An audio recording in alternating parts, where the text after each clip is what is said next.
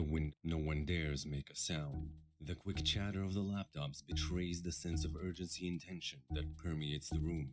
Cliff leans on the back of Shirobi's chair, impatiently tapping on the wooden back. On the screen, a diagnostic runs on the DIHI. Shirobi, pale as a ghost, just stares at the screen without looking at it. I promised her, sir, that she would be okay. I told her it would be just 4 days, and Shirobi chokes back panic, sighing in defeat. crying won't bring her back safely. There are no sort patterns in any of the servers. Is it possible for the DE to just scramble her? Cliff shakes his head. He refuses to accept that fate. We can't rule that out. But I'm sure the DE is working as intended. Many tests have already been done. 6 months of preparation on that chair. 6 whole months. Cliff trails off, his body starting to shake. She's just a kid, damn it! The sound of a fist, loud in the otherwise quiet room, causes the team to jump. If the press had even suspected something was wrong. Cliff looks down at his fist, forcibly relaxing it. It's okay. We've got 4 days to find her. Verify that test for me, Shirobi, will you? I'm tired. So tired. Cliff rubs the bridge of his nose in frustration. Shirobi, pale and obviously worrying for his friend, visibly shakes his head and gets back to work. Silence reigns as the tech systematically check ports, settings on the DIHI, and the laptops. Several minutes pass. Suddenly, someone pipes up. A young lab tech, fresh out of internship, looks up from the laptop from across the room.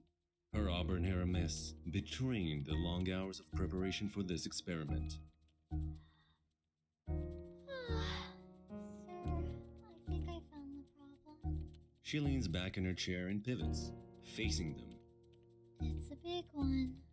Cliff can barely contain the impatience and exhaustion in his voice. Bex, just say it. What did you find? Bex opens her mouth, hesitates, then snaps it shut. Sir, you need to see this yourself. Cliff approaches, unsure what he is supposed to see. A normal diagnostic is running on the screen. His brow furrows, and he looks at Bex. The scan isn't even finished yet. What am I looking for? Bex? Look at the land status. Bex moves the mouse over and clicks open the network settings. Here. As Bex clicks on the network status, they both see the problem. No local servers. None. 1 through 10 should be there. One thing catches Cliff's attention, causing him to breathe in sharply. The lab supervisor suddenly looks at Bex questionably, and Bex nods. It's been connected the entire experiment. Cliff starts pacing, mumbling to himself. The words unrecognizable, even to the lab crew. He pauses in his rambling and focuses his attention to Shirobi. Panic, anger, and a light dose of despair paint his features clearly. Good news? The DE's fine. She was not scrambled, at least. Shirobi stops typing, looking up. That isn't the problem. The problem is the DE's not connected to the servers. It's connected to the internet. Shirobi groans as he places his head between his hands. Fuck. Silence. Several seconds pass in dead silence. Massaging his forehead, Shirobi's voice picks up. Sir, do we even have a chance to find her in there? I mean, she's the only human in the internet, but... The old man, looking at his laptop's display, sighs and replies. It's possible, but we would need to send an AI into the code to search for her brain patterns and hope her patterns don't alter too much. If they do, we won't be able to find her. I pray she lands somewhere semi-safe. Will ransomware or malware hurt her? There's so many unknown dangers that we have no clue on. Shirobi, listening carefully, brightens up. I've got it. The browser history.